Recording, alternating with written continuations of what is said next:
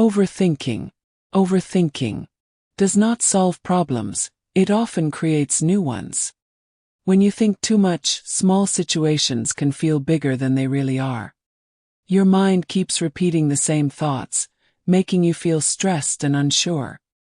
Overthinking can stop you from taking action and moving forward. Not every thought needs your attention, and not every problem needs a perfect answer. Sometimes the best choice is to stay calm and take one simple step. Trust yourself and allow things to be clear with time. Peace comes when you stop trying to control everything. Peace and clarity. Peace does not mean a lack of thoughts, but the ability to observe them without succumbing to them. When you calm your mind, clear answers emerge from the chaos. It's like cloudy water, revealing a clear bottom. You don't have to fix everything at once. Sometimes the bravest and most productive step is to simply let go. Take a deep breath and trust that things will fall into place.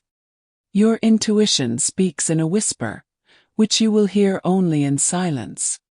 Allow yourself clarity of mind and trust your internal strength.